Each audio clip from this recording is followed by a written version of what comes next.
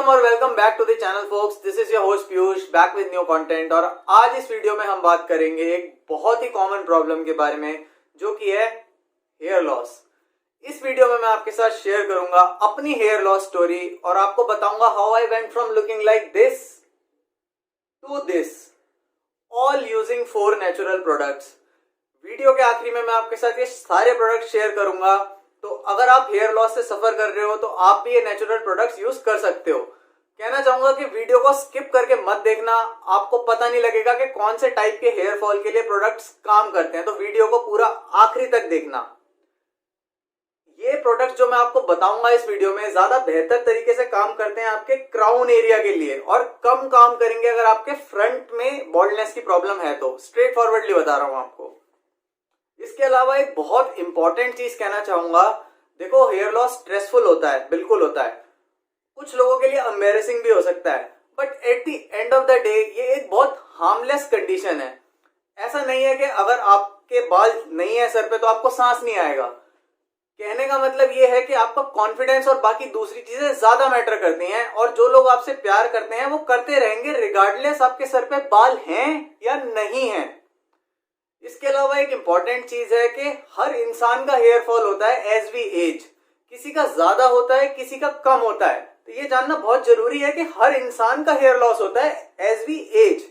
50 से 100 बाल टूटना daily is a very natural thing, और ये आपके हेयर साइकिल का एक पार्ट है। तो अब मैं आपको बताता हूं कुछ कॉमन रीजंस जो हेयर फॉल के लिए जिम्मेदार होते हैं।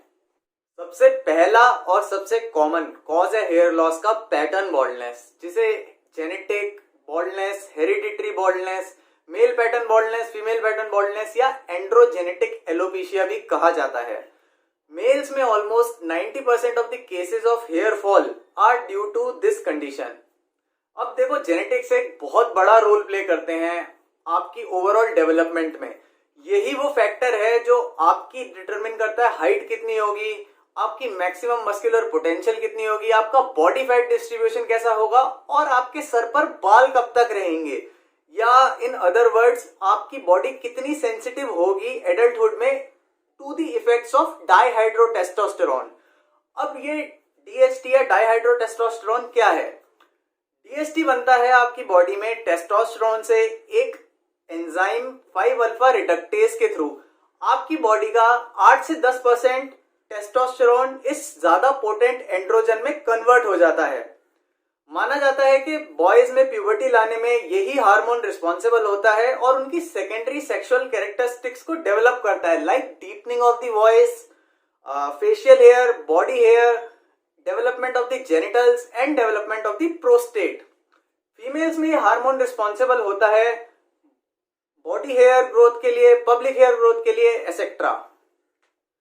बट सारी अच्छी चीजें करने के बाद अगर आपकी एडल्टहुड में आपकी बॉडी में डीएचटी ज्यादा हो, या आपकी जेनेटिक्स ऐसे हैं कि आप ज्यादा सेंसिटिव हैं इसके इफेक्ट्स के प्रति, तो it can lead to many problems like excessive growth of the prostate, shrinking of the hair follicles and even coronary artery disease. But market में मेडिसिन अवेलेबल हैं जो टेस्टोस्टेरोन के कन्वर्जन को डीएचटी में कम कर देती हैं, लाइक फिनास्ट्राइड।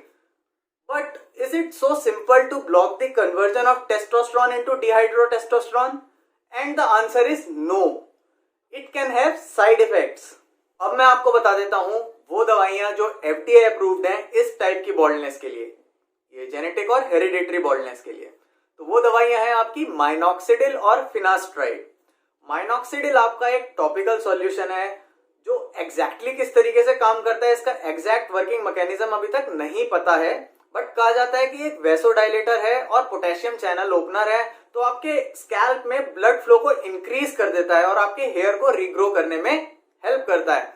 वहीं फिनास्ट्राइड आपका टेस्टोस्टेरोन के कन्वर्जन को डीएचटी में कम कर देता है, तो वो इस हिसाब से आपके हेयर लॉस को स्लो और रीग्रो करने में हेल्प करता है in majority of the cases.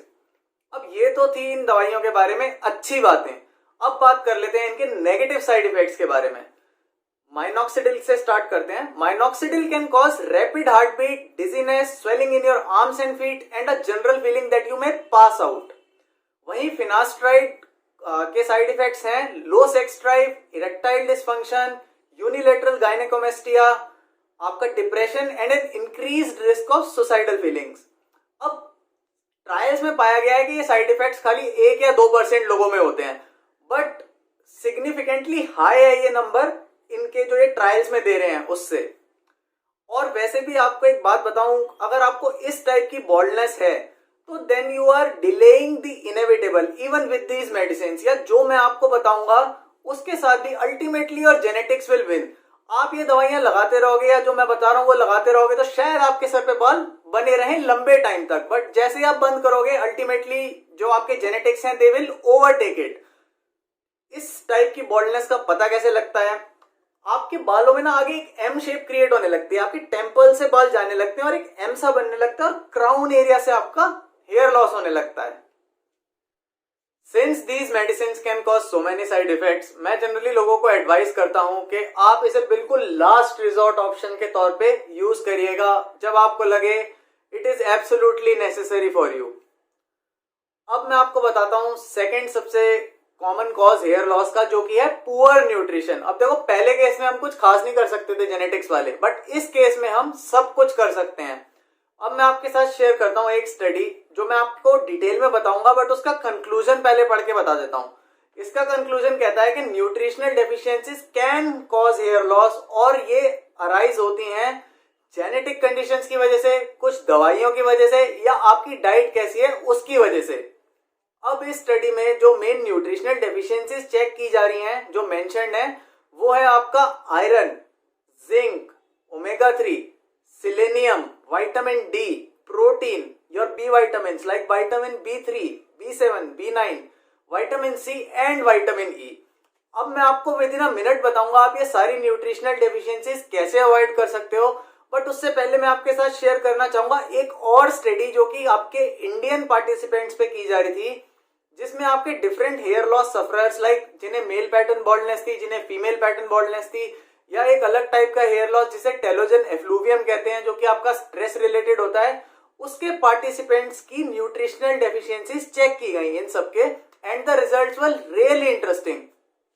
इस स्टडी में पाया गया 90% ऑफ द केसेस जिन्हें पैटर्न बॉल्डनेस की प्रॉब्लम थी उनमें एसेंशियल एमिनो एसिड हिस्टिडीन की कमी थी, और सिमिलरली हिस्टिडीन की कमी पाई गई 78% of the cases in the telogen effluvium hair loss group. इसके अलावा आपका एक और एसेंशियल अमीनो एसिड ल्यूसीन की कमी पाई गई 98% of the cases in telogen effluvium hair group और 100% of the cases in female pattern baldness group. इसके अलावा आपका वेलिन की कमी भी तीनों आपका हेयर लॉस ग्रुप्स में पाई गई, और जो बाकी कुछ कॉमन न्यूट्रिशनल डेफिशिएंसीज थी वो थी आयरन, जिंक और कॉपर। अब ये तो थी न्यूट्रिशनल डेफिशिएंसीज। अब आप क्या कर सकते हो इन न्यूट्रिशनल डेफिशिएंसीज को अवॉइड करने के लिए? अगर आप देखो नॉन वेजिटेरियन हो तो include foods like eggs, chicken, fish, oysters for protein. इसके अलावा आप वेजिटेबल्स खाओ लाइक स्पिनच, ब्रोकली, कॉलीफ्लावर, केल, सिट्रस फ्रूट खाओ, नट्स खाओ। ये सब इंक्लूड करोगे तो आपकी सारी ये जितनी भी न्यूट्रिशनल डेफिशिएंसीज हैं ऑलमोस्ट कवर हो जाएंगी।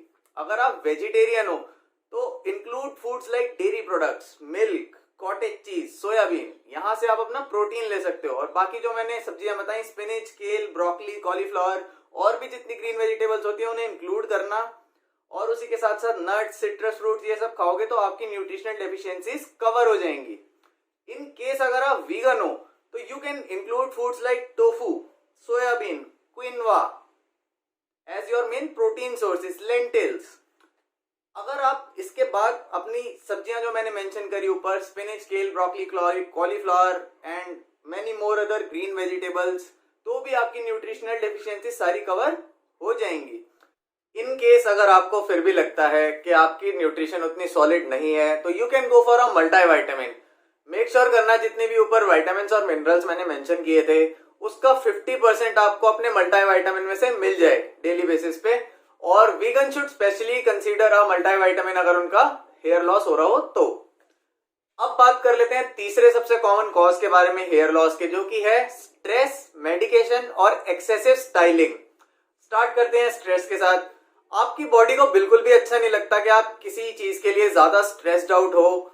सीवियर स्ट्रेस आपका हेयर फॉल कर सकता है, और एक टाइप का स्ट्रेस जिसे सीवियर इमोशनल ट्रॉमा या सीवियर इमोशनल स्ट्रेस कहते हैं, जो कि होता है आपका जब आपके किसी लव्ड वन की डेथ हो जाए या आप रफ ब्रेकअप से गुजर रहे हो उस समय, तब भी आपका हेयर फॉल हो सकता है। ये सिचुएशंस टोटली अवॉइडेबल नहीं होती, बट अच्छी बात ये है कि जब आप वापस स्टेबल होते हो, सिचुएशन में से बाहर निकल जाते हो, तो आपके हेयर भी मेजॉरिटी ऑफ द केसेस में रीग्रो हो जाते हैं। इसके बाद बात कर लेते हैं मेडिकेशन की। अब बहुत सारे लोगों को बहुत सारी टाइप की बीमारियां होती हैं जिसके लिए वो मेडिसिन ले रहे होते हैं। तो कुछ antibiotics, beta blockers, weight loss pills, आपका एंटी कन्वल्सेंट्स, एंटी डिप्रेसेंट्स, ये सब भी हेयर लॉस कॉज कर सकते हैं किसी ना किसी डिग्री तक। तो अगर आप इस टाइप की कोई मेडिकेशन ले रहे हो तो अपने डॉक्टर से बात करना कि अगर कोई हेयर फ्रेंडली दूसरी दवाई अवेलेबल हो तो आपको वो रेकमेंड कर दें। अगर ना भी अवेलेबल हो तो टोटली होपलेस मत होना, क्योंकि इन केसेस में भी मेजोरिटी में हेयर आपके वापस रीग्रो हो जाते हैं जब आप मेडिसिन स्टॉप करते हैं। अब बात कर लेते हैं एक्सेसिव स्टाइलिंग के बारे में। बहुत से लोग अपने बालों को स्टाइलिश रखने के लिए उन पे सर्टेन केमिकल प्रोडक्ट्स का इस्तेमाल करते हैं, जो कि एक मेजर कंट्रीब्यूटर हो सकता है हेयर लॉस के लिए। तो मैं रेकमेंड करूंगा आपको कि अगर आपको अपने बाल स्टाइल करने ही है तो किसी ऑर्गेनिक प्रोडक्ट का इस्तेमाल करें which contains less problem causing agents. Beside this कुछ और चीजें भी हैं जो हेयर लॉस में कंट्रीब्यूट कर सकती हैं, like excessive smoking, excessive drinking and steroid use. तो मेक श्योर करिए कि अगर आप इनमें से किसी कैटेगरी में आ रहे हैं तो आप ये सब चीजें अवॉइड करें, because it can cause hair loss. अब ये तो हो गए कुछ कॉमन रीजंस, और उसके लिए आप क्या कर सकते हैं या क्या नहीं कर सकते हैं उस सब के बारे में हो गई बात।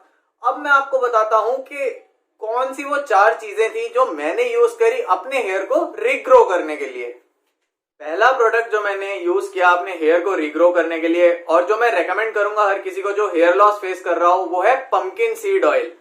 पंपकिन सीड ऑयल में आपके फाइटोस्टेरॉल्स होते हैं जो कि आपके स्कैल्प में एंजाइम्स को और उन हार्मोन्स को ब्लॉक कर देते हैं जो कि कंट्रीब्यूट करते हैं हेयर लॉस में।